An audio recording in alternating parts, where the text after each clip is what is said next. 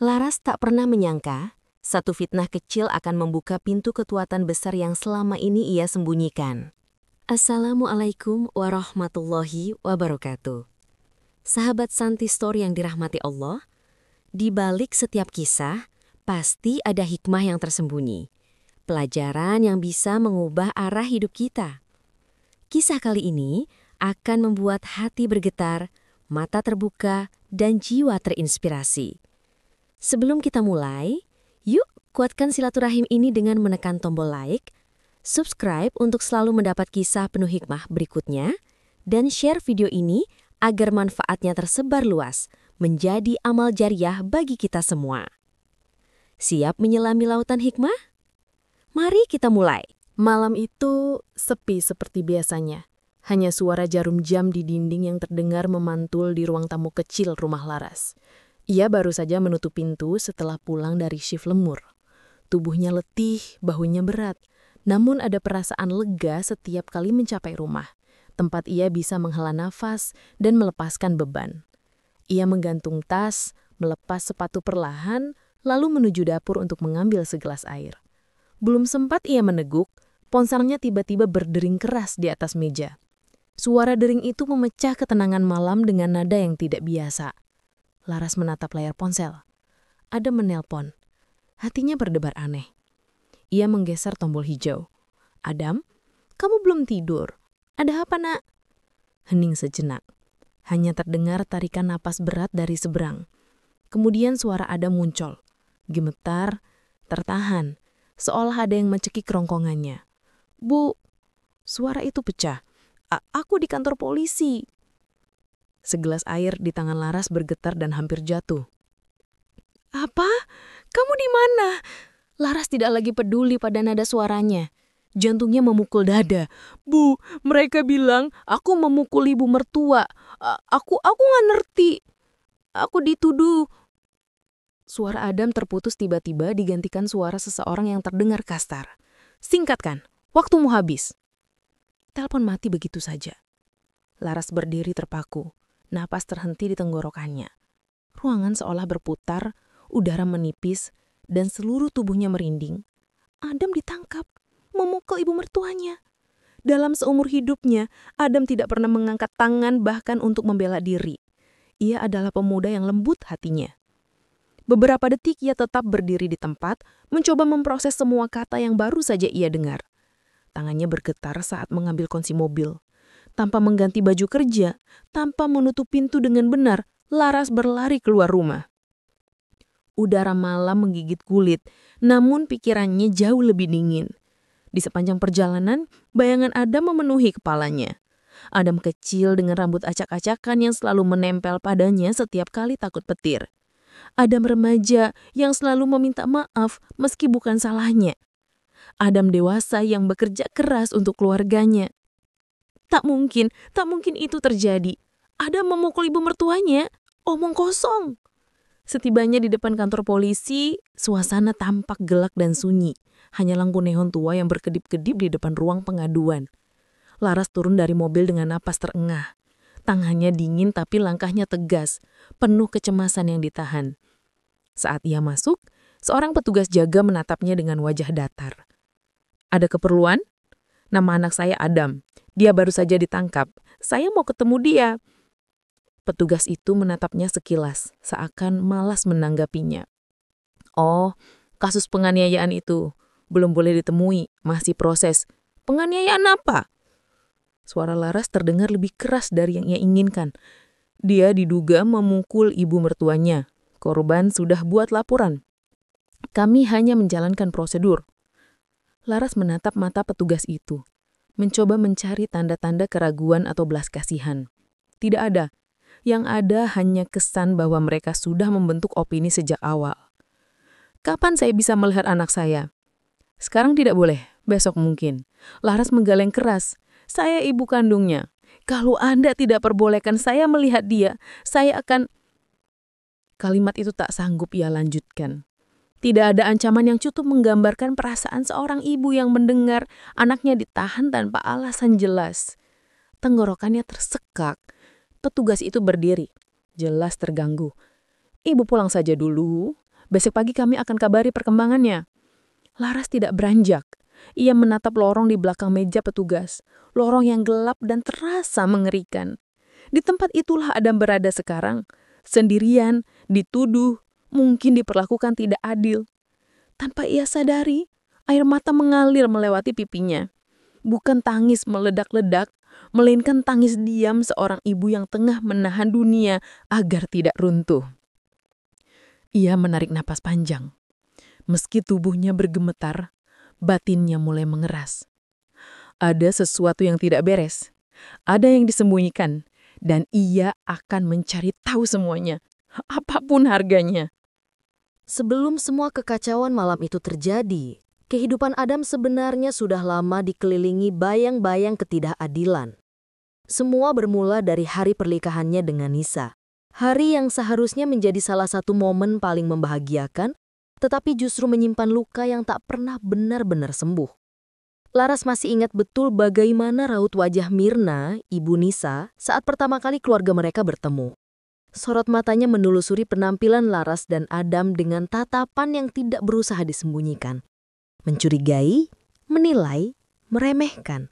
Seperti sedang mengukur harga seseorang dari sepatu yang dipakai. Walau Adam tampil rapi dan Laras berusaha sebaik mungkin sebagai orang tua tunggal, namun mereka tetap dianggap tidak cukup layak bagi keluarga Mirna yang hidup di lingkungan elit. Bahkan sebelum pernikahan berlangsung, Mirna sudah beberapa kali melontarkan komentar halus namun menyakitkan. "Apa benar pekerjaanmu bisa menjamin masa depan Nisa?" Begitu tanya Mirna kepada Adam suatu hari sambil tersenyum, namun senyumnya setipis pisau. Adam menelan pertanyaan itu dengan wajah tegar. "Saya mungkin tidak kaya, Bu, tapi saya bekerja keras." Iya, semoga saja cukup. Kalimat pendek itu terngiang lama di kepala Laras. Pada hari pernikahan, meski acara berlangsung mewah mengikuti standar keluarga mempelai perempuan, Laras selalu merasa seperti tamu yang tersesat di rumah orang lain. Ketika tamu-tamu dari pihak Mirna menyalami Adam, beberapa bahkan berbisik cukup keras untuk terdengar. "Itu calon suami Nisa. Sepertinya gajinya biasa saja. Keluarganya sederhana sekali ya, tidak selevel."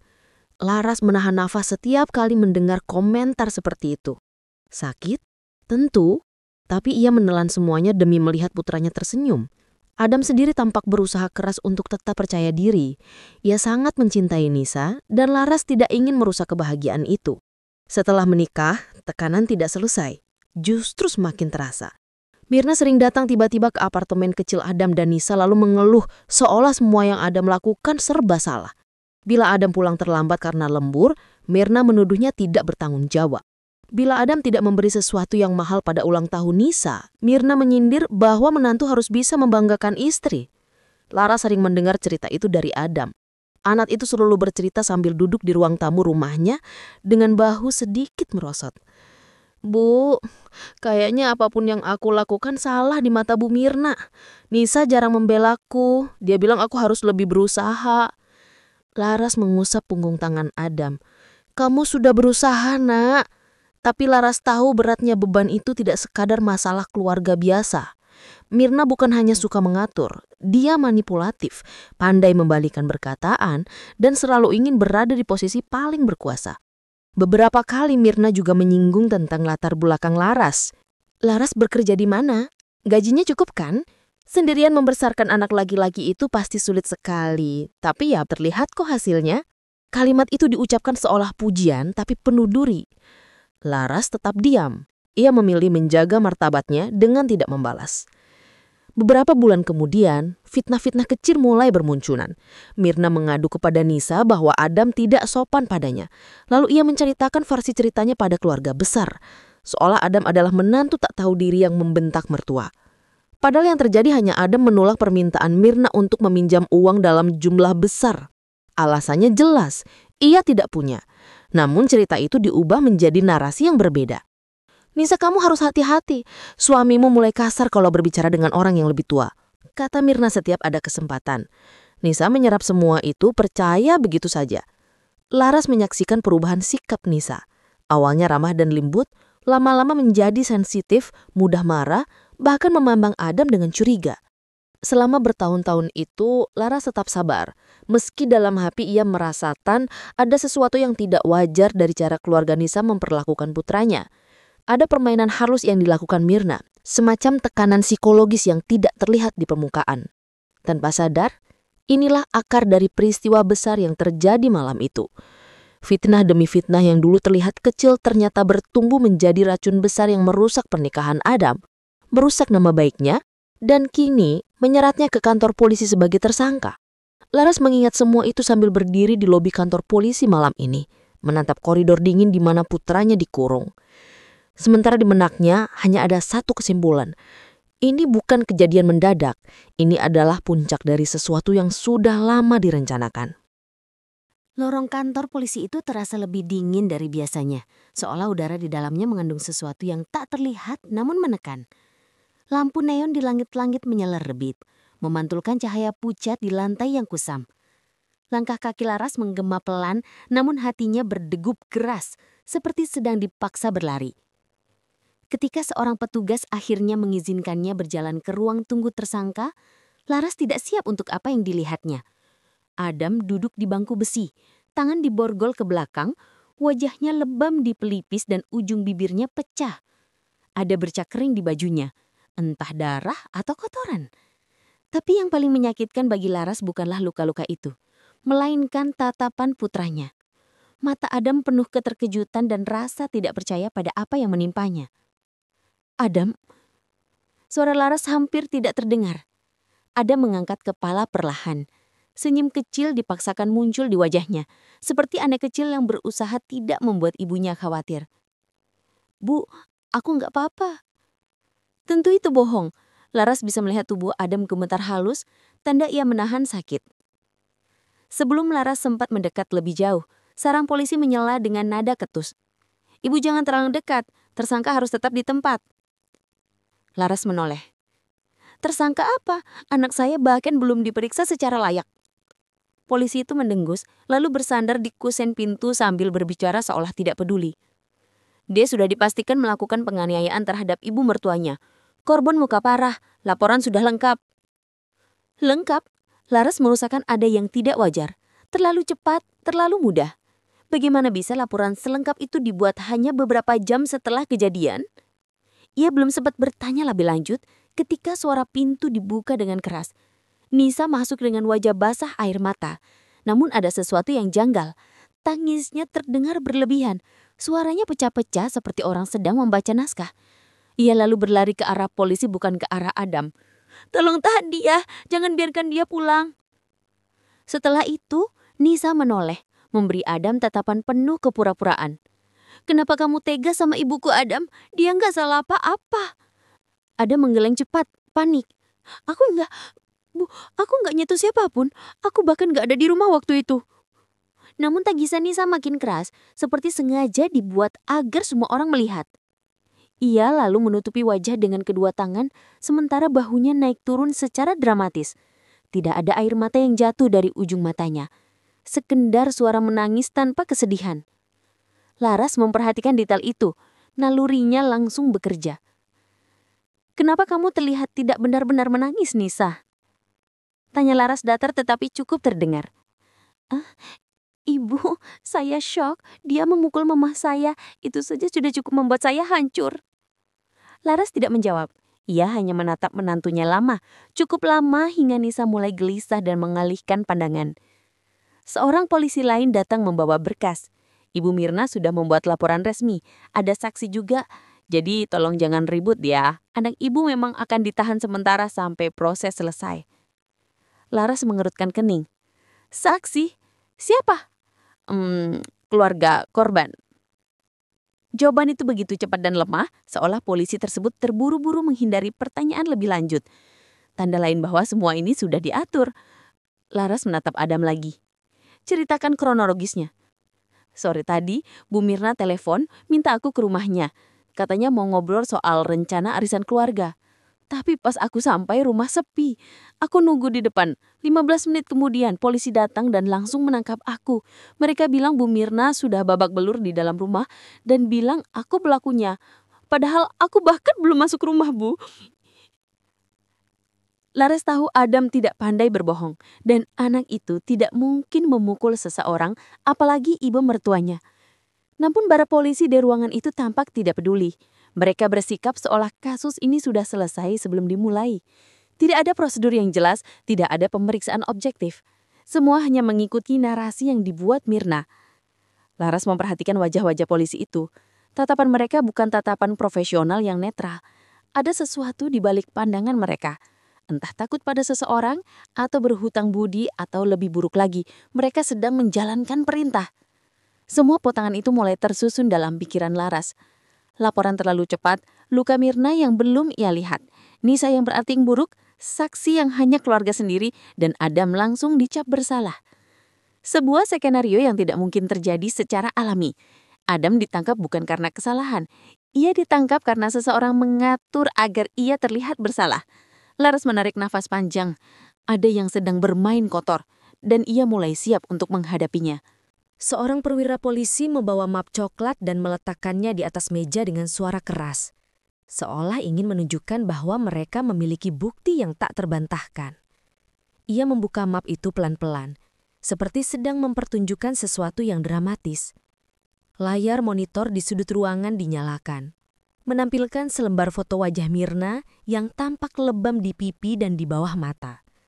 "Ini, Bu," kata perwira itu sambil menyilangkan tangan. "Bukti kuat yang kami miliki. Korban mengalami luka cukup parah." Laras menatap foto itu lama. Wajah Mirna tampak bengkak, tetapi ada sesuatu yang tidak sesuai. Warna lebamnya tidak alami. Ungu kehitaman yang terlalu rata, terlalu bersih dari jejak benturan. Laras pernah melihat luka lebam asli, dan ini tidak menyerupainya. Dalam foto itu, bagian wajah Mirna yang lebam terlihat seperti sengaja ditonjolkan dengan pencahayaan yang tidak wajar. Bahkan garis tepi lebamnya tampak begitu rapi, hampir seperti sapuan make up. "Ini lebamnya baru atau sudah lama?" tanya Laras dengan nada setenang mungkin. "Baru," jawab polisi itu cepat sekali, bahkan tanpa melihat berkas. "Terlalu baru," gumam Laras. Polisi itu langsung menaikkan alisnya. "Maksudnya, Ibu?" "Lebam yang baru tidak akan berwarna ungu pekat seperti ini. Biasanya merah atau kemerahan terlebih dahulu, lalu berubah dalam beberapa jam. Ini terlalu mulus."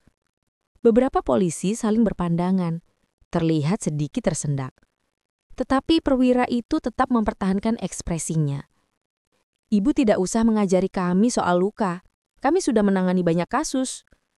Laras kembali melihat foto itu. Ada bayangan samar di sisi wajah Mirna.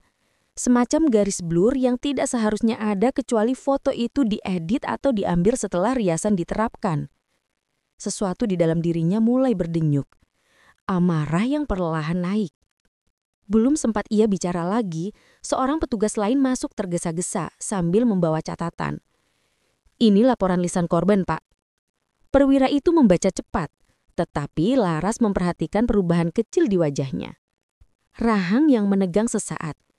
Seolah ia tahu bahwa laporan itu tidak konsisten. Korban mengatakan dipukul oleh tersangka sebanyak 2 kali di ruang tamu rumah. Jelas polisi itu dengan cepat. Laras mengangkat dagu. "Tadi Anda bilang ke saya bahwa ada memukulnya di halaman depan." Polisi tersebut terdiam sesaat, terlalu lama untuk sekedar kebingungan. "Oh, ya, maksud saya laporannya berkembang. Korban baru ingat." Seseorang yang baru dipukul tidak mengingat tempat kejadian berbeda hanya dalam hitungan jam, kata Laras pelan namun tajam. Nisa yang sejak tadi duduk pura-pura menangis, menoleh cepat. "Ibu, kok Mama membela dia terus? Mama bisa lupa karena trauma." "Trauma tidak mengubah lokasi kejadian, Nisa," jawab Laras. Nisa terdiam, wajahnya berubah pucat. Ia tidak menyangka Laras akan bicara setenang itu, sejelas itu. Suasana ruangan berubah tegang. Perwira senior itu kemudian mengambil nafas panjang. "Ibu Laras, saya sarankan Ibu tidak mempermuit perkara. Korban sudah membuat laporan lengkap. Ada saksi, ada bukti, dan kami hanya menjalankan tugas." Namun justru kalimat itulah yang membuat Laras semakin sadar. Mereka bukan hanya menjalankan tugas, mereka melindungi seseorang. Saksi siapa? Tanya Laras lagi. Saudara terluka. Mereka melihat korban keluar rumah sambil memegangi wajah dan mengatakan bahwa tersangka memukulnya. Tidak ada yang melihat kejadian langsung. Polisi itu terdiam sesaat. Terlalu lama untuk sekedar kebingungan. Tidak. Jadi hanya berdasarkan kata korban. Tanpa pemeriksaan medis yang jelas. Tanpa CCTV. Tanpa saksi langsung. Itu bukan prosedur. Perwira itu tampak tidak suka dengan kata-kata itu. Mencondongkan tubuh ke depan. Dengar Bu, kami sudah lama bekerja sama dengan keluarga Mirna. Mereka orang baik dan sering membantu kepolisian. Kalimat itu menghantam Laras seperti pukulan keras. Bekerja sama. Membantu. Itu bukan kalimat yang biasanya keluar dari mulut seorang aparat yang netral. Laras mengamati wajah perwira itu. Ada garis halus kelelahan, ada guratan rasa tidak nyaman. Namun juga ada jejak keterpaksaan. Seperti seseorang yang harus melakukan ini karena ada utang budi atau hubungan tertentu dengan keluarga Mirna. Laras menarik nafas dalam-dalam. Amarah mulai naik. Tetapi ia menahan diri. Ia tahu mengamuk tidak akan membebaskan Adam. Ia tidak bodoh. Ia tidak akan meledak di sini. Tetapi sorot matanya berubah. Tenang, namun dingin. Perwira itu tampak merinding sejenak. Meski tak mengerti kenapa. Tanpa perlu suara tinggi, Laras berkata dengan nada datar yang membuat seluruh ruangan perlahan hening. Jika kalian semua sudah memutuskan untuk percaya pada kebohongan, setidaknya lakukan secara konsisten. Karena kesalahan kecil, melihat foto dan laporan yang tidak sinkron, akan menjadi bukti bahwa kasus ini tidak berdiri sendiri. Para polisi saling menatap seakan ada sesuatu di dalam kata-kata Laras yang menusuk lebih dalam dari perkiraan mereka. Laras belum marah. Belum. Namun dari cara ia berdiri, tenang, tegak dan tidak goyah, perwira itu tahu bahwa mereka sedang berhadapan dengan seseorang yang memahami lebih dari yang terlihat. Dan itu membuat mereka terlihat sedikit takut. Laras berdiri di tengah koridor kantor polisi yang penuh aroma lembab dan suara langkah yang saling bersahutan. Lampu neon di atas kepalanya berkelip, seolah ingin menambah tekanan yang sejak tadi menghimpit dadanya. Matanya bengkak karena kurang tidur, tetapi ia memaksa dirinya tetap tegak. Ia tidak ingin terlihat rapuh, meski seluruh tubuhnya terasa gugup dan lemas. Begitu Mirna melihat kedatangan Laras, perempuan itu langsung mengangkat dagu dan menunjukkan senyum sinis yang membuat udara seketika menegang. "Lihatlah, akhirnya muncul juga ibu dari anak kasar itu," katanya lantang, memastikan semua orang di sekitar mendengar. Beberapa warga yang sedang mengurus berkas menoleh. Ada yang berbisik-bisik, ada yang sekadar mengamati. Laras seolah menjadi tontonan publik. Dan itu membuatnya ingin menghilang. Namun ia bertahan, memaksa dirinya tidak bereaksi berlebihan. "Bu, tolong jangan memperkeruh keadaan," ujarnya dengan suara rendah. Mirna malah tertawa kecil, tawa yang terdengar seperti ejekan murni. "Berkeruh, kamu pikir aku yang membuat masalah? Anakku dipukul sampai lebam. Dan aku yakin itu karena cara kamu membesarkan Adam. Ibu yang gagal pasti menghasilkan anak yang gagal juga." Ucapan itu menusuk sangat dalam, menghantam sisi Laras yang paling sensitif sebagai seorang ibu. Ia merasakan tangannya bergetar, tapi sebelum ia sempat menarik nafas, suara lain ikut menyambar. Nisa muncul dari balik pintu ruangan penyidik. Wajahnya masih basah, seolah baru selesai menangis. Namun matanya tidak benar-benar menunjukkan kesedihan. Lebih seperti seseorang yang sedang memastikan seluruh dunia memihak padanya. "Nah, lihat Bu, ini semua gara-gara Adam," ucapnya sambil menghindari tatapan Laras. "Aku sudah tidak kuat. Kalau dia tidak mengaku hari ini juga, aku akan ajukan gugatan cerai minggu ini." Laras terpaku. Ada rasa asing di dada ketika mendengar menantunya mengeluarkan ancaman dengan wajah yang begitu tenang. seperti sudah menyiapkan naskah sejak jauh hari. "Nisa, kamu tahu Adam tidak seperti itu?" Laras berusaha menahan suaranya supaya tetap lembut. "Nengus, tolong jangan bela dia lagi. Kamu tidak tahu sisi lain Adam. Selama ini aku yang menahan semuanya."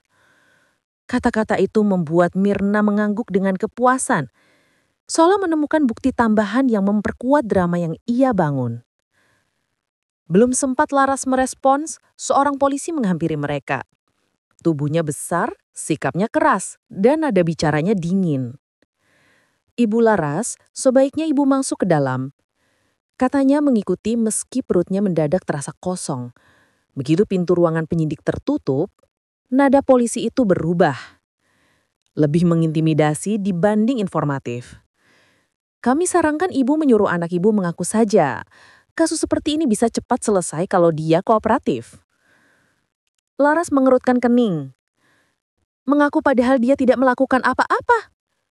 Polisi itu tidak menyembunyikan kekesalannya. Ia mengetuk meja dengan jari-jari tebalnya. "Ibu, kalau ibu terus membela, ibu hanya memperumit masalah. Anak seperti dia biasanya memang suka temperamen." Kalimat itu membuat Laras merasakan sesuatu pecah di dalam dirinya. Selama ini ia selalu meminta maaf, selalu merendah, selalu berusaha terlihat sopan agar tidak dipersulit. Namun kali ini ia merasakan sesuatu yang berbeda merayap di nadinya. Tekanan yang berubah menjadi api. "Pak, tolong berhenti menghakimi sebelum memeriksa kebenaran.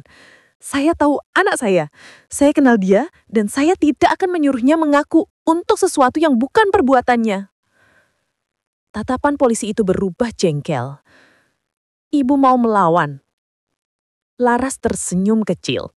Senyum yang lahir dari kelelahan bercampur amarah dan terpendam terlalu lama. "Saya bukan melawan. Saya hanya tidak mau diinjak-injak." Saat ia keluar dari ruangan itu, Mirna dan Nisa masih di koridor. Keduanya menatapnya seakan menunggu kecemasannya meledak.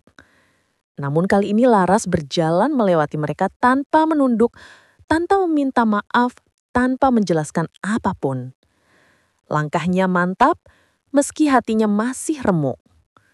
Dalam satu nafas panjang, ia menyadari sesuatu. Jika semua orang kini sibuk menjatuhkan harga dirinya, maka ia tidak punya pilihan selain mulai berdiri lebih tinggi daripada sebelumnya. Dan untuk pertama kalinya hari itu, tatapan Laras mulai tidak lagi penuh ketakutan.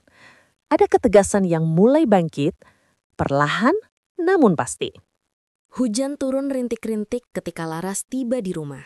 Malam itu lebih sunyi dari biasanya, seolah seluruh dunia sedang menahan napas. Laras menutup pintu perlahan, bersandar di baliknya, dan membiarkan dirinya menarik napas panjang yang sejak tadi tertahan. Rasa lelah menggerogoti tubuh, namun pikirannya justru terasa semakin jernih. Di ruang tamu yang remang, ia menatap sekeliling dengan perasaan asing. Rumah yang selama ini menjadi tempat beristirahat kini terasa seperti titik balik. Ada sesuatu dalam dirinya yang telah berubah. Ia tidak lagi menangis sepanjang perjalanan pulang, meski hatinya masih robek melihat kondisi Adam. Yang tersisa sekarang hanyalah ketenangan yang dingin. Ketenangan yang lahir dari seseorang yang sudah melewati batas terakhir kesabarannya. Laras berjalan menuju kamar tidurnya, lalu menghampiri lemari besar yang tampak biasa saja. Dari luar, tidak ada yang aneh. Orang lain hanya akan melihat lemari tempat pakaian disimpan. Namun Laras membuka salah satu panel sisi lemari, menekan titik kecil di sudut kayu, dan terdengar klik halus. Panel itu bergeser ke dalam, membuka jalan menuju ruang kecil tersembunyi yang selama bertahun-tahun tidak pernah dibuka. Lampu otomatis menyala saat ia melangkah masuk. Ruangan itu tidak besar, namun tertata rapi. Di sepanjang dinding terdapat beberapa lemari besi, kotak penyimpanan tahan api, dan rak berisi berkas-berkas yang dilabeli dengan kode-kode. Di sisi lain, ada meja kerja yang dilengkapi komputer yang tidak pernah terhubung ke jaringan publik. Inilah sisi Laras yang tidak diketahui siapapun, bahkan Adam sekalipun. Ia duduk, menyalakan komputer, dan layar hitam itu perlahan berubah menjadi tampilan antarmuka khusus yang hanya bisa diakses dengan 2 lapis verifikasi. sidik jari, dan kode sandi. Tangannya tidak bergetar sedikit pun ketika ia memasukkan keduanya. Begitu komputer terbuka, terlihat sejumlah file yang tidak pernah terlintas di benak orang-orang yang meremehkannya. Meski wajahnya pucat setelah seharian mengalami penghinaan, tatapan Laras kini penuh fokus. Bukan kemarahan, tetapi ketelitian. Sifat yang ia simpan rapi bertahun-tahun, berdiam dalam bayang-bayang kehidupan sebagai ibu rumah tangga biasa. Ia membuka sebuah folder bernama internal. Dalamnya terdapat rekam jejak beberapa aparat di wilayah tersebut. Riwayat kedisiplinan, jabatan, transfer dana dari rekening mencurigakan, laporan yang tidak pernah diproses. Dan di antara semua nama itu, ia mengenali satu, polisi yang tadi mengintimidasinya. Laras mengetuk-ngetuk meja pelan. Matanya menajam melihat sebuah laporan lama yang pernah ia periksa sebelum memutuskan untuk mengundurkan diri dari jabatan lamanya. Laporan tentang perwira yang memiliki kedekatan tidak wajar dengan beberapa pengusaha gelap. Termasuk satu nama keluarga yang belakangan ini sangat aktif dalam mempertahankan citra baik mereka. Keluarga Mirna. Jadi, benar juga ya. Gumamnya lirih seakan kepingan puzzle mulai menyatu. Ia membuka file lain, data transaksi keluarga Mirna. Catatan itu ia miliki bukan karena ia mengincar mereka, tetapi karena masih bekerja di bidang hukum korporasi, nama keluarga itu pernah diselidiki terkait aktivitas pencucian uang. Kasus itu pernah dibekukan tiba-tiba. Saat itu Laras curiga, namun tidak punya waktu untuk menggali lebih jauh. Sekarang, dengan Adam dijadikan kambing hitam, potongan-potongan lama itu terasa relevan. Ia memperbesar tampilan sebuah grafik alur dana. Ada transfer ke rekening yang dimiliki seorang perantara, dan nama polisi yang menangani kasus Adam ada di bagian penerima. Jumlahnya tidak besar, tapi tercatat berulang kali. Laras menutup mata sejenak, menenangkan napasnya. Ini bukan lagi dugaan, ada hubungan jelas antara Mirna dan aparat yang menekan Adam. Tangannya bergerak cepat, mengumpulkan data, menyalin sebagian file ke perangkat aman. Ia menyusun kronologi, menyatukan bukti, dan mencatat semua anomali yang perlu diperkuat. Seiring menit berjalan, wajahnya tidak lagi tampak lelah. Ada ketegasan yang muncul di garis rahangnya. Ia berhenti sejenak ketika menemukan sebuah foto lama. Foto dirinya menggunakan kartu identitas saat masih menjabat posisi penting di sebuah lembaga hukum ternama. Foto itu terpampang jelas, dingin, profesional. Ia tersenyum tipis. Tahun-tahun itu telah ia tinggalkan untuk menjadi ibu penuh waktu. Ia pikir hidup akan lebih tenang begitu menjauh dari dunia yang penuh intrik. Ternyata intrik itu justru mencari keluarganya. Ia menutup foto tersebut, menyimpannya kembali. Baik, bisiknya hampir tanpa suara. Tidak ada teriakan, tidak ada air mata, tidak ada monolog panjang. Yang ada hanyalah seorang wanita yang perlahan kembali ke dirinya yang dulu. Sosok yang pernah disegani karena ketajaman analisanya, keberaniannya mengambil resiko, dan kemampuannya membaca kebusukan yang tersembunyi di balik wajah paling ramah sekalipun. Ia mematikan komputer, mengunci ruangan itu kembali dan berdiri di tengah rumah yang sunyi. Perlahan, Laras merasakan sesuatu yang baru menyala dalam dirinya. Kekuatan. Bukan kekuatan yang memamerkan diri, tapi yang bekerja dalam diam, terukur, dan mematikan bagi siapapun yang menyepelekannya. Dan malam itu di sela suara hujan yang menetes lembut, ia mulai merancang langkah pertama dari strategi panjangnya. Semua akan dimulai tanpa ada seorang pun yang menyadari pergerakannya. Hujan sudah berhenti ketika Laras tiba kembali di kantor polisi. Malam itu udara dingin menusuk tulang, tetapi langkahnya stabil. Tidak terburu-buru, tidak pula ragu. Ia mengenakan pakaian paling sederhana yang ia punya. Kardigan lusuh, celana kain hitam, dan tas kecil yang tampak biasa saja. Tidak ada riasan, tak ada upaya memperlihatkan wibawa. Ia datang seperti perempuan lelah yang mencari keadilan. Lorong kantor polisi sepi saat ia masuk. Hanya ada lampu neon redup yang berkedip pelan. Suara kipas angin tua yang berputar tidak rata, dan aroma kopi basi yang menempel di udara. Beberapa petugas yang berjaga melirik sambil mengangkat alis. Seakan ingin mengatakan, ibu ini datang lagi. Laras tidak menanggapi. Ia berjalan menuju ruangan tempat Adam ditahan. Meski ia tidak berharap banyak, pengalaman semalam masih membekas. Tatapan merendahkan, sikap mengintimidasi, dan komentar kasar yang sempat mereka lontarkan. Tapi malam ini berbeda. Ketika ia melangkah melewati meja tengah, seorang polisi muda, usia masih sekitar 20-an, wajahnya tampak segar tapi gugup, mendekati komandan jaga sambil membawa berkas. Ia membisikkan sesuatu di telinga komandan itu. Awalnya sang komandan menanggapinya dengan wajah tidak peduli. Namun perlahan warna wajahnya berubah. Alisnya terangkat tinggi, matanya melebar dan tubuhnya menegang seolah baru mendengar sesuatu yang mengancam karirnya. Ia melihat berkas itu lagi, lalu melirik Laras. Sekali lagi menatap berkas. Dan tiba-tiba ia berdiri dari kursinya. Kursi itu bergeser mundur dengan suara berderit keras. Bu Laras. Suaranya bergetar. Laras menghentikan langkahnya. Menoleh pelan, hanya sekadar gerakan kecil yang tidak memberikan petunjuk siapa dirinya sebenarnya.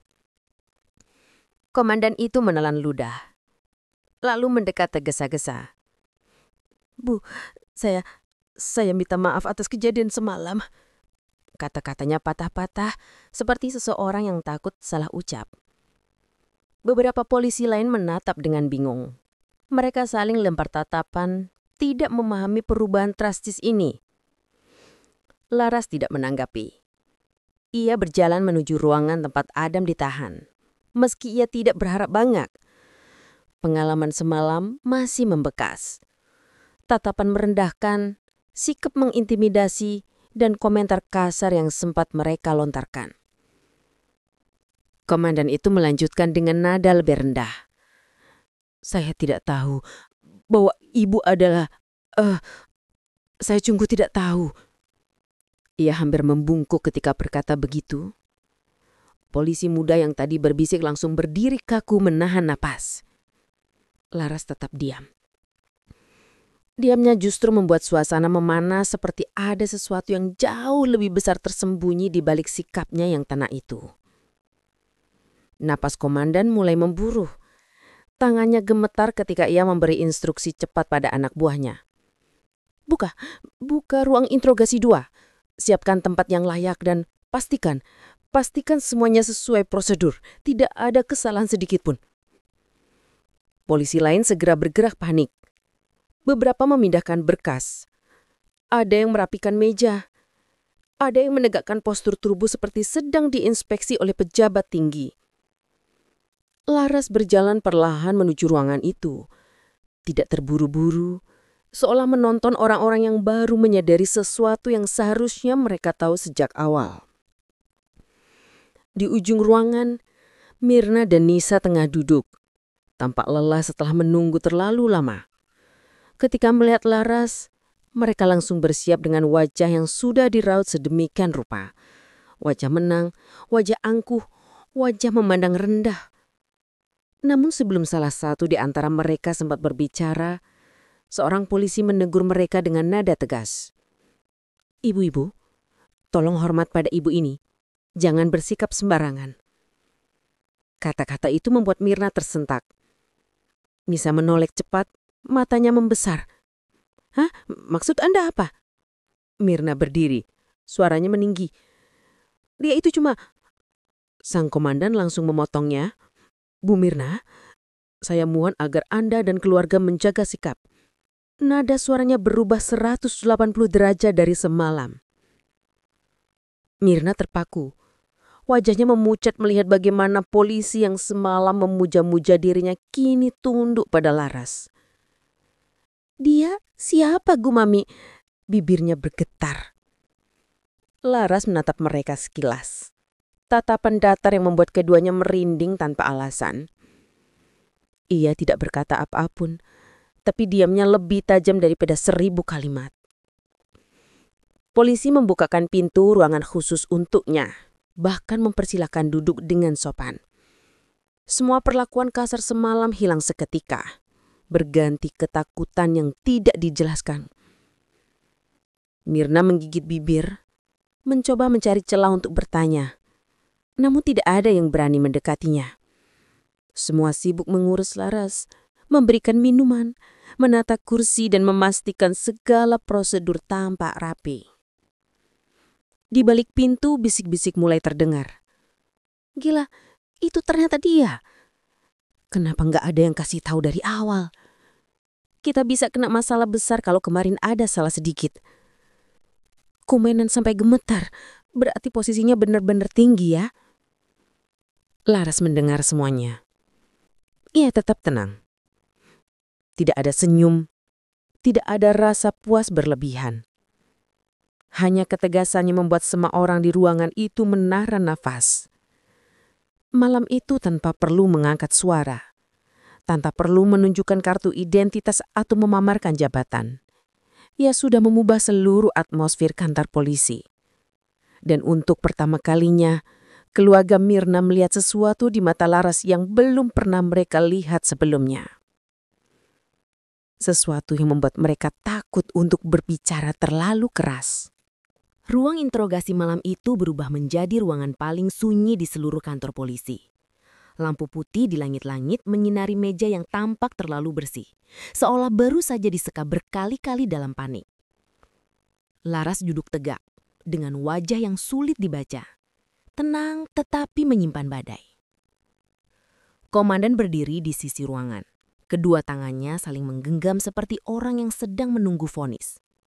Beberapa polisi muda berdiri di belakang, diam, tidak berani menarik nafas terlalu keras. Nisa dan Mirna duduk di sisi kanan. Keduanya sudah kehilangan nyali untuk menunjukkan sikap dominan seperti sebelumnya. Saat Laras membuka tas kecilnya, suara resleting yang sangat pelan pun terdengar jelas. Semua mata otomatis tertuju padanya. Ia mengeluarkan flash disk berwarna hitam. Tidak besar, tetapi cukup untuk membuat komandan menelan ludah dengan suara yang tidak bisa disembunyikan. Ini, ucap Laras tenang, adalah awal dari bukti yang saya bawa. Tidak ada nada mengancam, namun justru ketenangan itu yang membuat ruangan semakin terasa sesak. Komandan mengambil flash disk itu dengan kedua tangan, seolah memegang sesuatu yang sangat berharga. Ia memasangnya pada komputer kantor polisi dengan gerakan hati-hati.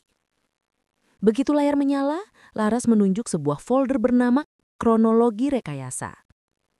Silahkan buka file pertama, katanya. Polisi muda mengkliknya. Layar menampilkan foto Mirna, foto luka lebam di pipi yang menjadi dasar laporan mereka. Perhatikan metadata foto ini, ucap Laras. Ia meminta polisi membuka rincian timestamp foto. Angka itu terpampang jelas. Diambil 3 jam sebelum waktu yang Mirna laporkan sebagai waktu pemukulan. Ruangan itu sontak hening. Nisa menggigit bibir, wajahnya memucat. Mirna mengerutkan alis, mencoba memprotes, namun suaranya tercekak. Tidak mungkin, pasti ini salah. Tidak ada yang salah, potong Laras lembut. Data asli tidak berbohong, kecuali Anda ingin mengatakan bahwa Anda dipukul oleh anak saya 3 jam sebelum Anda bertemu dengannya. Mirna tidak bisa menjawab. Kata-katanya tersangkut di tenggorokan. Laras melanjutkan, dan itu baru bukti pertama. Ia memberi instruksi agar membuka file kedua, rekaman CCTV. Gambar dari sebuah kamera kecil muncul di layar, menampilkan halaman belakang rumah Mirna. Ada sedikit noise karena ukuran CCTV kecil itu, tapi gambarnya masih jelas. Terlihat Mirna berjalan mondar-mandir, lalu berhenti dekat tembok. Dan ia menampar wajahnya sendiri. Pelan, lalu lebih keras. Ia mengatur sudut wajah, lalu mengambil foto. Suara tercekik terdengar dari salah satu polisi. Komandan menutup wajah dengan telapak tangan. Nisa menutup mulutnya, syok. Namun rekaman tidak berhenti di situ. Ia melihat ke arah seseorang, dan seseorang itu muncul di layar. Nisa. Nah, Laras menatap menantu tirinya itu dengan mata tipis. Jadi kalian memang bersama? Di rekaman Nisa terlihat jelas membahas rencana memancing Adam datang, membuat seolah ada keributan kecil, dan kemudian mengatur waktu agar laporan polisi sesuai dengan naskah yang sudah mereka susun. Laras menghentikan rekaman tepat pada adegan Nisa berkata, "Yang penting Adam dibawa ke kantor polisi, biar dia biar dia tahu tempatnya." Ruangan itu seakan kehilangan oksigen. Komandan memijit pelipis, wajahnya sudah memerah. "Bu, kenapa Anda tidak membawa ini dari awal?" ucapnya putus asa. Laras menatapnya datar. "Anda bahkan tidak memberi saya kesempatan untuk berbicara." Polisi itu terdiam, tidak berani membalas. Laras lalu menatap Adam yang dari tadi duduk dengan kepala tertunduk. Luka lebam di wajahnya masih tampak jelas. Tetapi untuk pertama kalinya sejak kejadian itu, Adam mendongakkan kepala. Ada ketegasan di matanya.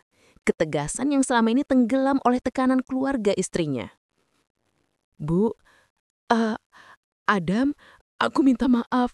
Aku terlalu lama diam. Aku terlalu takut. Selama ini, aku..." Laras menggeleng pelan. "Kamu tidak salah karena takut, Nak.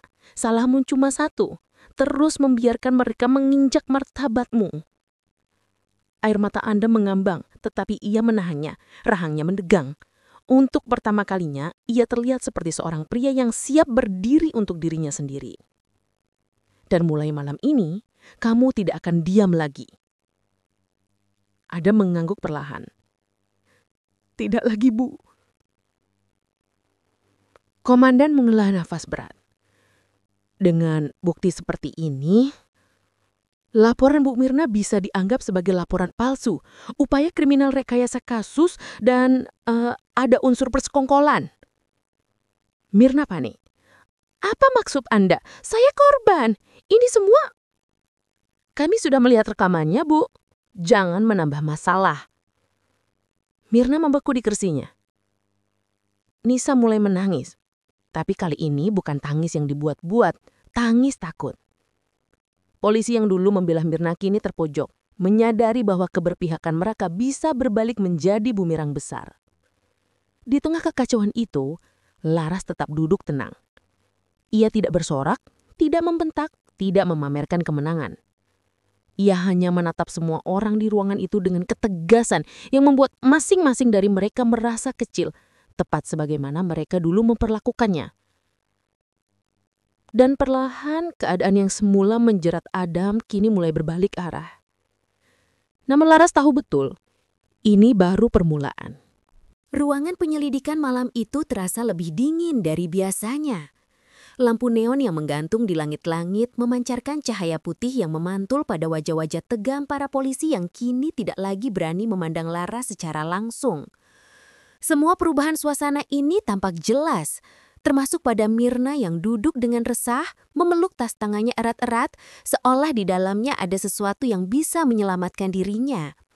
Ketika penyidik keluar masuk membawa berkas baru, Mirna berdiri gelisah lalu menarik salah satu polisi ke sudut ruangan. Suaranya nyaris tak terdengar, tapi gerak tubuhnya tidak bisa berbohong. Ia membuka resleting tas, mengeluarkan beberapa berkas kecil yang dilipat, dan menyelipkan amplop tipis ke genggaman polisi itu. Gerakan terburu-buru yang ia kira tidak dilihat siapapun. Sayangnya bagi Mirna, setiap sudut ruangan kini diperhatikan dengan seksama oleh mereka yang sudah berubah sikap sejak mengetahui siapa Laras sebenarnya. Polisi muda yang menerima amplop itu mematung. Ia menatap amplop itu, lalu menatap wajah Laras yang berdiri tegar tidak jauh dari situ. Ketika tatapan mereka bertemu, polisi itu menelan ludah, wajahnya memujat. Dalam beberapa detik ia sudah seperti orang yang terjebak antara dua jurang. "Catat," ucap Laras datar. Suaranya tajam namun tidak meninggi. Hening seketika. Komandan penyidik yang berdiri di belakang segera memberi isyarat ke salah satu staf untuk membawa buku catatan kejadian. Polisi penerima suap itu gemetar ketika menyodorkan amplop tadi sebagai barang bukti. Mirna spontan menjerit pelan. Itu bukan..." "Tidak perlu berbohong," potong Laras lembut. Namun ucapannya membawa tekanan yang membuat punggung banyak orang merinding. Mirna terpaku. Nisa yang sejak tadi menunduk di kursi berseberangan ikut terisak. Tubuhnya bergetar lemah. Ia seperti menyadari bahwa kebohongan yang selama ini mereka bangun mulai runtuh satu demi satu. Beberapa menit kemudian, pintu ruangan dibuka. Seorang penyidik yang keluar dari ruang pemeriksaan ada menghampiri Laras dengan wajah cemas. "Bu, sebaiknya Ibu melihat ini." Tangannya memegang sebuah rekaman suara hasil digital forensics. Rekaman itu diputar. Suara Mirna yang khas terdengar jelas, ditambah suara Nisa yang terdengar ragu namun terpaksa. Percakapan mereka membahas bagaimana Mirna menyuruh Nisa melaporkan Adam, menyusun dialog bohong, hingga menentukan waktu kapan harus jatuh agar terlihat seperti dipukul. Nisa menutup wajahnya dengan kedua tangan, tubuhnya terisak semakin keras. "Bu, maaf, itu semua perintah Mama. Aku takut." Untuk pertama kalinya sejak kasus ini dimulai, Laras menatap Nisa dengan intens. Namun bukan dengan kemarahan, melainkan ketajaman seorang ibu yang sedang membaca kebusukan yang sudah lama ia abaikan. "Takut adalah pilihan," ujar Laras pelan. "Menjatuhkan orang yang mencintaimu tanpa syarat, itu keputusan." Nisa menangis tanpa suara. Sementara itu Mirna tampak seperti kehilangan pijakan. Wajahnya pucat pasi, bibirnya bergetar tanpa bisa menyusun kata. Semua bukti melingkari dirinya seperti dinding tak terlihat yang semakin menyempit. Kalau Adam disingkirkan, siapa pria yang Anda sebut dalam rekaman itu, yang katanya sudah siap menikah setelah kasus ini selesai? Mirna menutup mulutnya sendiri. Shock. Ia tidak menyangka rekaman itu akan terbongkar. Laras berdiri tanpa tergesa. Tatapannya lurus. Ia tidak berteriak, tidak meluapkan amarah. Justru ketenangannya yang membuat ruang itu seperti menyusut. "Saya belum mengambil tindakan apapun. Saya hanya mengumpulkan kebenaran." Di belakangnya, Adam yang dibawa keluar untuk melihat perkembangan kasus menatap ibunya dengan campuran haru dan rasa hormat yang belum pernah ia rasakan sedalam malam itu. Ia menyadari bagaimana Laras selama ini menahan semua hinaan, menahan luka sampai waktu yang tepat untuk membalas secara elegan tiba. Mirna mencengkram tasnya, lututnya tampak lemas. Nisa tak mampu menatap siapapun. Suaranya pecah saat berbisik. "Bu, aku mohon, jangan hancurkan hidup kami." Namun Laras tetap diam. Ekspresinya tenang, seolah otaknya sedang menghitung langkah yang lebih besar, lebih berat, lebih telak. Sebuah ketegangan memenuhi udara. Semua orang dalam ruangan sadar bahwa apa yang terjadi malam itu baru permulaan. Kebenaran yang terungkap hanyalah lapisan pertama. Serangan balik Laras belum dimulai. Dan mereka semua tahu, ketika seorang wanita yang selama ini dihina dan diramaikan akhirnya memilih untuk bangkit, maka tidak ada satupun topeng yang akan tersisa. Sore itu, ruang rapat utama di kantor firma hukum milik pamannya dipenuhi suara ketukan pena dan lembaran dokumen yang dibaling. Laras duduk tegak, wajahnya tanpa raut lelah meski semalam ia tidak tidur. Di depannya, 3 pengacara senior menatapnya dengan penuh hormat, layaknya seseorang yang memiliki kekuatan lebih dari sekadar jabatan. "Semua berkas sudah lengkap," ucap salah satu pengacara. "Kami siap mendaftarkan tuntutan untuk 3 pasal utama, pencemaran nama baik, rekayasa kasus, dan upaya kriminalisasi terhadap Adam." Laras menatap tumpukan dokumen itu lama, seolah memastikan dunia tak lagi berhak menyentuh kesalahan yang bukan milik suaminya. Suaranya merendah tetapi tajam. "Pastikan setiap detailnya tak bisa dibantah. Mereka harus merasakan bagaimana rasanya melawan orang yang mereka kira lemah." Para pengacara mengangguk tanpa berani menyela. Mereka tahu, perempuan muda itu bukan hanya istri dari seorang korban fitnah. Ia adalah seseorang yang memahami sistem hukum dari akar hingga pucuknya. Ia tahu celah, tahu bahaya, dan tahu bagaimana memutar balik situasi tanpa meninggalkan satu jejak pun yang bisa digunakan untuk menyerangnya. Sementara itu, di rumah keluarga Mirna, suasana tegang seolah menyesahkan udara. Televisi dibiarkan menyala tanpa suara, sementara ponsel mereka terus bergetar oleh panggilan tak terjawab dari berbagai orang yang sebelumnya begitu yakin bisa mengatur Adam. Mirna memegang rambutnya sendiri. Wajahnya pucat pasi. Ia baru sadar, satu hal yang selama ini tak pernah ia pedulikan. Laras bukan perempuan biasa yang bisa ia injak. Laras memiliki pengaruh, jaringan, dan reputasi bersih yang selama ini tak pernah ia ketahui. "Kenapa kita tidak tahu kalau dia bekerja dekat dengan orang-orang penting?" desah Mirna, suaranya bergetar. Ayahnya juga mulai panik. Ia menerima pesan dari salah satu kerabat di kepolisian bahwa kasus ini mengundang perhatian pejabat tinggi. Tidak ada yang berani bicara keras, apalagi mengambil risiko menjadi pihak yang melindungi kesalahan keluarga mereka.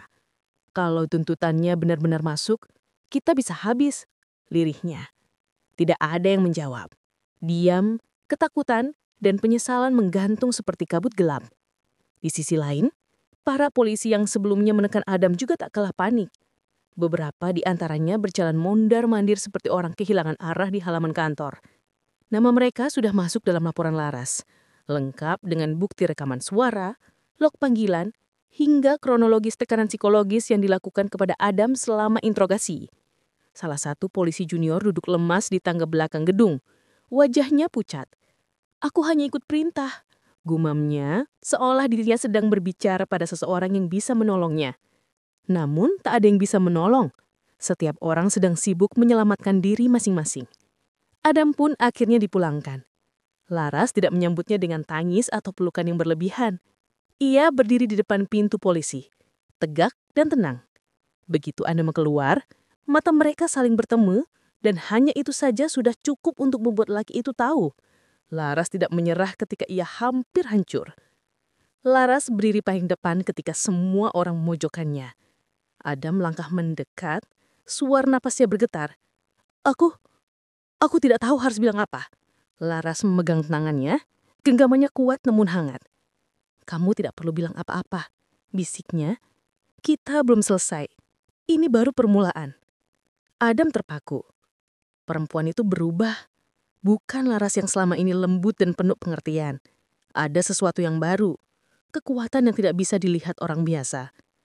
"Kita pulang dulu. Setelah itu, aku akan tunjukkan dosier lengkapnya. Semua yang mereka lakukan akan aku balas, satu persatu." Ada menala ludah. Ia tidak tahu apa yang lebih menakutkan. Polisi yang mencoba menghancurkannya, atau istrinya sendiri yang kini berdiri sebagai badai yang tidak bisa dihentikan. Malamnya, ketika rumah tenang dan hanya suara jam dinding yang terdengar pelan, Laras berdiri di depan jendela, sambil memandang keluar. Lampu-lampu kota terlihat seperti titik-titik api kecil. Adam berada di sofa, memegang map berisi bukti-bukti yang sudah Laras rangkum. "Laras, semua ini kau kumpulkan sendirian?" Suaranya pelan, hampir ragu. Laras tidak berbalik. "Aku sudah memulai ini sejak hari pertama mereka menuduhmu." Adam menutup mata. Tak pernah ia membayangkan Laras bekerja sejauh ini di belakang layar. "Besok pagi," lanjut Laras, "laporan tuntutan masuk. Begitu itu terjadi, semua bermula. Mereka pikir aku diam. Tidak, aku hanya menunggu saat mereka lengah." Adam merasakan jantungnya berdetak lebih cepat. "Dan setelah laporan masuk, apa yang akan kamu lakukan?" Laras menyem pipis. Senyum yang Adam tidak kenal. Serangan balik yang selama ini mereka takutkan. Ia menutup tirai, membuat ruangan tenggelam dalam cahaya lampu temerap. Adam merasakan seperti berada dalam badai sebelum petir menyambar. Laras berjalan pelan ke arahnya, langkahnya tenang namun penuh tekad. "Mulai besok," ucapnya pelan, "hidup mereka tidak akan pernah sama lagi." Kalimat itu menggantung di udara, kuat dan dingin, seolah menjadi tanda dimulainya perang baru. Malam itu Laras berdiri seorang diri di depan balkon rumahnya, memandang jauh ke arah langit yang gelap. Angin malam mengusap wajahnya perlahan, membawa aroma hujan yang tertahan. Jalan panjang yang ia lalui menuju titik ini terasa seperti luka-luka lama yang akhirnya bisa ia sentuh tanpa takut robek lagi. Semua yang pernah menghancurkan hidupnya kini berada pada posisi yang berbalik. Rekayasa kasus terbongkar, nama baik Adam dipulihkan, dan seluruh pihak yang merendahkan martabat keluarganya mulai merasakan konsekuensi dari perbuatan mereka. Namun Laras tidak merayakannya dengan angkuh.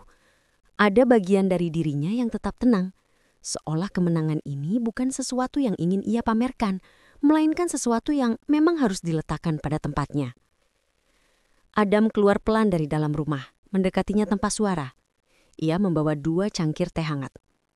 "Kamu belum tidur?" Laras tersenyum lemah. "Belum. Rasanya seperti tubuhku belum berhenti berjaga." Adam menyerahkan teh itu.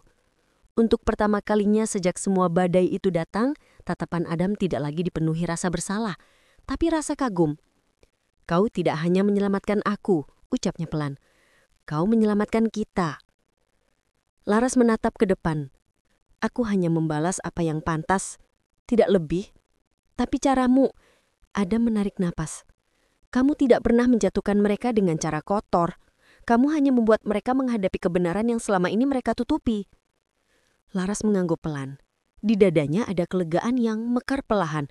Seluruh proses itu telah mengajarinya bahwa diam bukan berarti kalah. Dan ketegasan bukan berarti menjadi kejam. Ketika seseorang dipaksa terpojok hingga dirinya hampir hancur, pilihan yang tersisa adalah bangkit atau membiarkan diri lenyap. Ia memilih untuk bangkit, dan kali ini tidak ada yang mampu meremehkannya lagi. Beberapa minggu kemudian, pengadilan mengumumkan putusan. Keluarga Mirna terbukti melakukan pencemaran nama baik dan memberikan keterangan palsu yang berakibat pada upaya kriminalisasi. Polisi yang menekan Adam dicopot dari jabatannya dan harus menjalani proses disipliner. Nama Adam dipulihkan, reputasi Laras naik lebih tinggi dari sebelumnya. Ketika putusan itu dibacakan, Mirna menunduk dengan wajah kacau. Tidak ada lagi suara lantang, tidak ada lagi cibiran angkuh, hanya diam dan penyesalan yang datang terlambat. Ia berusaha menghindari tatapan Laras, namun Laras tidak pernah membalas dengan kemarahan. Hanya satu pandangan singkat, tenang, tegak, tanpa dendam yang membabi buta. Karena bagi Laras, pembalasan sejati bukan ketika musuh menangis. Pembalasan sejati adalah saat kebenaran berdiri tanpa perlu ia tinggikan suaranya. Di luar gedung pengadilan, ada menggenggam tangan Laras. Tidak ada sorak kemenangan, tidak ada selebrasi berlebihan, hanya napas panjang yang akhirnya bebas. Kita selesai, ucap Adam lirih. Laras menggeleng pelan. Bukan selesai. Ia menatap mata Adam. Ini awal baru untuk kita, untuk cara kita melindungi anak-anak kita ke depan.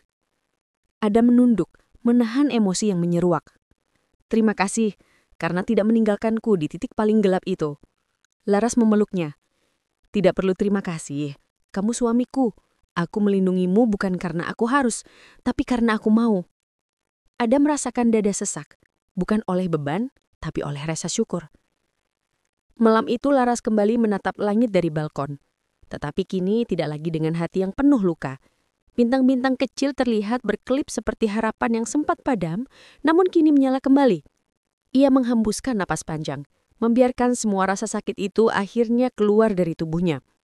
Tidak mudah, tapi aku berhasil, gumamnya pelan. Ada suara langkah lembut dari belakang. Ada memeluknya dari belakang, kepalanya disandarkan di bahu Laras. Kita berhasil, bersama. Laras menutup mata, membiarkan ketenangan itu meresap ke seluruh dirinya. Selama ini ia bertahan dalam gelap, namun ia menemukan jalannya keluar. Ia belajar bahwa keberanian tidak selalu berarti teriak lantang.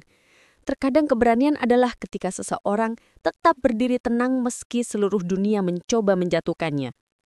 Dan ia memilih untuk berdiri.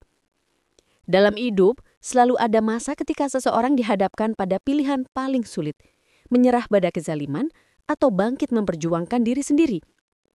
Laras menunjukkan bahwa kekuatan tidak selalu datang dari suara yang keras, tetapi dari keteguhan hati dan keberanian untuk mempertahankan martabat. Kita tidak selalu bisa mengendalikan apa yang orang lain lakukan kepada kita, tetapi kita selalu bisa memilih bagaimana kita meresponnya. Kebenaran mungkin datang perlahan, tapi ia tidak pernah gagal menemukan jalannya. Dan saat kita mampu tetap berdiri, meski disakiti atau direndahkan, itu adalah kemenangan yang jauh lebih besar daripada sekedar membalas dendam. Ini bukan sekedar kisah tentang balas dendam elegan. Ini adalah kisah tentang keberanian seorang perempuan untuk menolak menjadi korban. Karena ketika seseorang menemukan kembali harga dirinya, dunia tidak lagi bisa menundukkannya.